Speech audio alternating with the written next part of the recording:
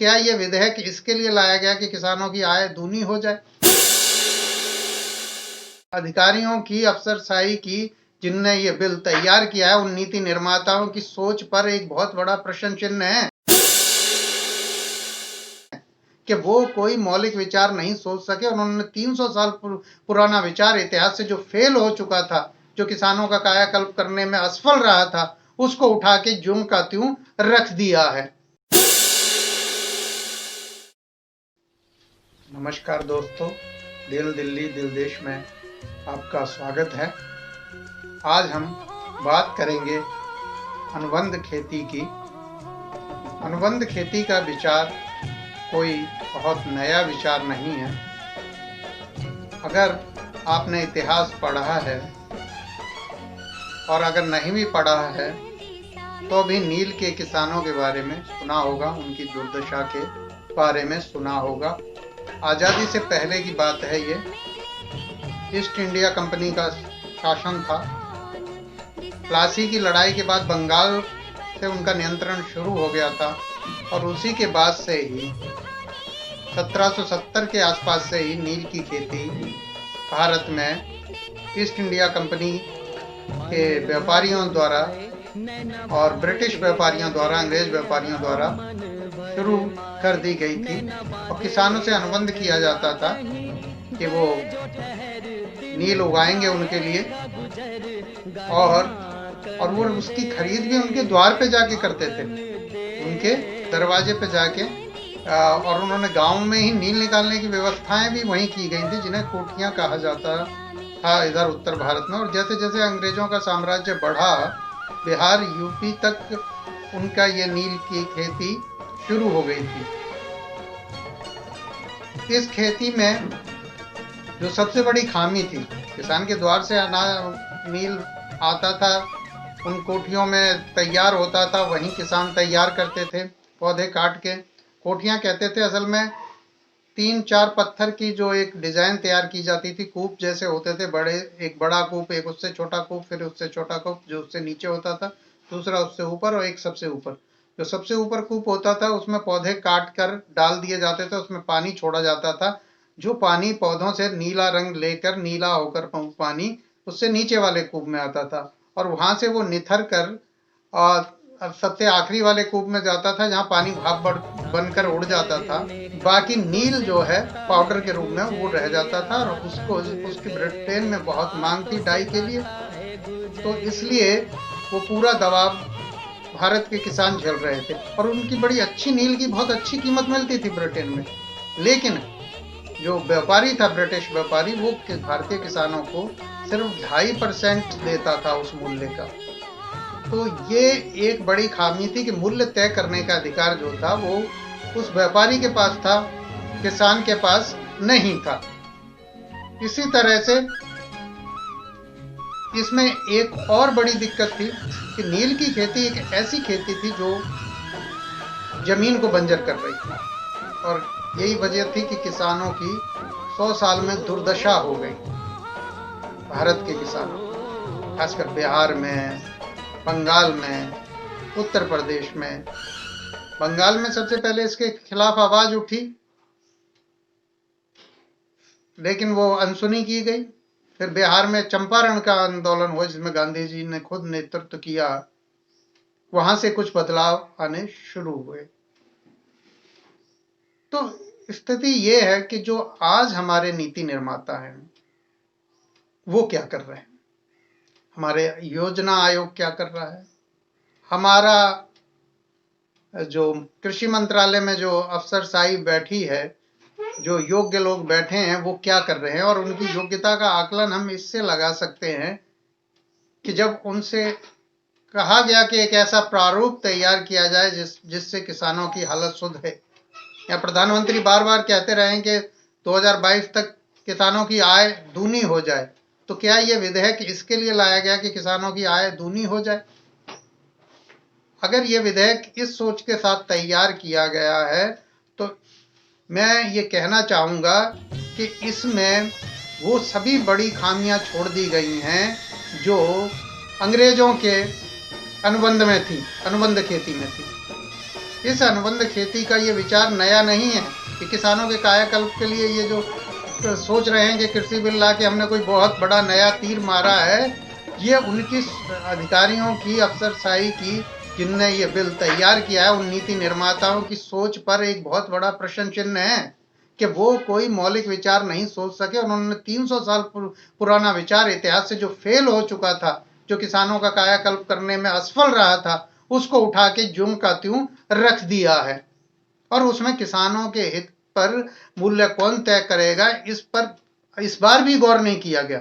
अंग्रेज तो चलो बाहर के थे, उन्हें शोषण करना था, वो इस बात पर गौर नहीं कर रहे थे तो कोई बात नहीं। मूल्य की गारंटी वो नहीं देना चाहते थे, उन्हें तो शोषण ही करना था, वो क्यों गारंटी देते। मगर ये सरकार क्या चाहती है, ये नीति निर्धारक क्या चाहते हैं, ये योजना आयोग क्या चाहता है, और उसके बाद जो कृषि मंत्रालय के अफसर हैं जिन्होंने इस विधेयक को तैयार किया, वो क्या चाहते हैं। क्या वो उसी अंग्रेज शासन का मॉडल अपने आगे रख रहे हैं जिसका उद्देश्य सिर्फ किसान का शोषण करना था। उन्होंने कोई मौलिक विचार नहीं किया इसमें। और उससे बड़ी विडंबना यह है कि संसद में कैसे लोग थे, सदन में कैसे लोगों का बहुमत था, जिन्होंने इतिहास में सामने हमारे पड़ा हुआ है कि उस अनुबंध खेती में, जिसमें ताकतवर के पास ही मूल्य तय करने का अधिकार है और कमजोर के पास कोई अधिकार नहीं है, कोई लीगल अधिकार जिस कानून में नहीं दिया जा रहा है किसान को, उसको उन्होंने पास करके कानून भी बना दिया। ये उनकी सोच पर या उनकी समझ पर बहुत बड़ा प्रश्न चिन्ह है कि वो आखिर क्या पढ़ रहे हैं। क्या उन्होंने अपना इतिहास नहीं पढ़ा है जो संसद में बैठे हैं? क्या जो मंत्रालयों में अधिकारी बैठे हैं, जो आईएएस हैं, क्या उन्होंने इतिहास नहीं पढ़ा है? क्या उनके पास कोई मौलिक विचार नहीं था? क्या वो इतने अयोग्य हैं कि वो ये नहीं सोच सकते कि अपना कोई मौलिक ढांचा तैयार करते बजाय इतिहास से अंग्रेजों का जो एक फेल मॉडल उठाते, वो एक अनुबंध खेती का। फिर अनुबंध खेती में बुरा नहीं है, चाहिए किसान से अनुबंध कीजिए, उसके दरवाजे से फसल उठाइए, किसान अपनी फसल कहीं भी जाकर बेचे, इसमें कोई बुराई नहीं है। बुराई कहाँ है, दिक्कत कहाँ है? दिक्कत यहाँ है कि मूल्य कौन तय करेगा। सरकार कह रही है कि वो एमएसपी घोषित करती रहेगी, तो एमएसपी अभी एपीएमसी की जो मंडियां हैं उनमें होता है कि सरकारी खरीद होती है उनके द्वारा, तो वहां पर मिल जाती है, और वो भी देश के सिर्फ 6% किसानों को मिलती है, जिसमें भी पंजाब हरियाणा के, और 2 फसलों पर, गेहूं और धान पर ठीक से मिल पाती है। वैसे तो सरकार 23 फसलों की एमएसपी घोषित करती है, और इसी पट्टी में और थोड़ी बहुत राजस्थान में कपास और दालों पर भी मिल जाती है। थोड़ा पश्चिमी उत्तर प्रदेश है जहाँ गन्ने पर मिल जाती है, और वो भी किसानों की अपनी जागरूकता की वजह से।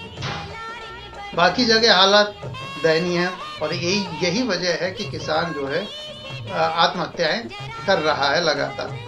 कृषि में निवेश भी कम हो रहा है, और दूसरा है कि किसान की आय बढ़ने की गति भी वो ठहरी हुई है लंबे समय से। ये बात विशेषज्ञ बताते हैं। पहली बार 1777 में फ्रांसीसी व्यापारी लुईस बर्नार्ड ने बंगाल में नील की खेती शुरू कराई। धीरे धीरे यह बंगाल के अन्य जिलों, बिहार और यूपी तक फैल गई। ब्रिटेन और यूरोप में डाई के लिए नील की बहुत मांग थी, इसलिए अंग्रेज व्यापारियों ने भारतीय किसानों से नील की बुवाई के लिए अनुबंध करना शुरू किया। ये अनुबंध 2 रुपये बीघा की दर पर होता था। किसान को बुवाई, कटाई, गुड़ाई, नराई और रंग तैयार करके प्लांटर के यानी कि अंग्रेज व्यापारी के गोदाम तक पहुंचाना होता था। यह अनुबंध 2 आने के स्टाम्प पेपर पर होता था। 4 आना प्रति बीघा के हिसाब से बीज मूल्य भी दिया जाता था। अंग्रेज व्यापारी फसल की बुवाई के लिए किसानों को कर्ज के रूप में कुछ अग्रिम भुगतान देता था, जिसकी ब्याज दर बहुत ऊंची होती थी और किसान हमेशा के लिए इस कर्ज के दलदल में फंस जाता था। 1859 में बंगाल में नील किसानों ने विद्रोह कर दिया। उन्होंने नील की फसल को आग लगा दी और व्यापारियों को पीटा। इस पर 1860 में सरकार ने नील आयोग बनाया, जिसने अपनी रिपोर्ट में लिखा कि इंग्लैंड पहुंचने वाली नील की कोई भी पेटी ऐसी नहीं होती जिस पर मानव रक्त का धब्बा न लगा हो। 1962 में अंग्रेजों ने नील कानून बनाया, जिसके तहत किसान को अपनी 15% जमीन पर नील की खेती करनी थी और सारी उपज अंग्रेज व्यापारी को देनी थी। नील अनुबंध ने किसानों को बर्बाद कर दिया था। चंपारण के किसानों की ऐसी ही एक गुहार पर महात्मा गांधी अप्रैल 1917 में चंपारण पहुंचे और किसानों की मुक्ति के लिए सत्याग्रह शुरू किया। इस तरह संघर्ष के बाद अनुबंध की इस खेती में किसानों को कुछ राहत मिली। अनुबंध खेती का विचार कोई बहुत नया विचार नहीं है। अगर अनुबंध खेती के बारे में जानना है तो आज से 300 साल पहले नील की खेती के बारे में पढ़िए। नील के किसानों की क्या दुर्दशा हुई थी, ये इतिहास में दर्ज है। अब हमारे नीति निर्माता उसी अनुबंध खेती से किसानों के कायाकल्प का दावा कर रहे हैं। शायद उन्होंने अपने ही देश के इतिहास को नहीं पढ़ा है कि चंपारण में क्या हुआ था। तो आइए हम किसान नेताओं की बात भी सुनेंगे। साथियों, जो पिछले कुछ समय से लगभग 1 महीने पहले जो एक हू हल्ला मचा हुआ है 3 अध्यादेशों को लेकर, मेरा ये कहना है भी जो ये 3 अध्यादेश है ये किसानों को और भारतीय किसान यूनियन को एक ही शर्त पे मंजूर है कि सरकार हमारे को मिनिमम सपोर्ट्स प्राइस की गारंटी दे।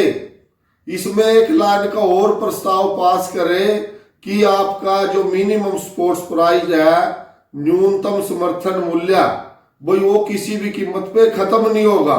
अगर ये बात सरकार हमारी मान ले तो हमारे को तीनों अध्यादेशों में कोई दिक्कत नहीं है। अगर ये बात हमारी नहीं मानी जाती और कोरे आश्वासन देते हैं ये लोग, तो हमारे को ये तीनों अध्यादेश बिल्कुल भी मंजूर नहीं है, क्योंकि मिनिमम सपोर्ट्स प्राइस की गारंटी के बगैर ये इस प्रकार है ये अध्यादेश जैसे इंजन के बिना पूरी ट्रेन के डिब्बे।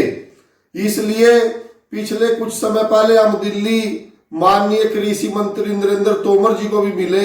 हमने वहां भी अपनी बात रखी, किसानों की बात रखी, लेकिन कोरे आश्वासन के अलावा हमारे को कुछ भी हासिल नहीं हुआ। अब मेरा ये कहना है भारतीय किसान यूनियन की तरफ से और सरकार को चेतावनी है कि हम किसी भी कीमत पर इन तीनों अध्यादेशों को मानने वाले नहीं है। और अगर ये जिस प्रकार से हमारे साथ जबरदस्ती कर रहे, हम भारतीय जनता पार्टी के जितने भी विधायक और सांसद है उनको गांव में नहीं घुसने देंगे। तो सरकार जल्द से जल्द हमारी इस बात को मान ले, या तीनों अध्यादेशों को खत्म कर दे या मिनिमम सपोर्ट्स प्राइस की गारंटी दे दे, तब तो हमें ये बात स्वीकार है, अन्यथा आंदोलन इसी प्रकार चलेगा।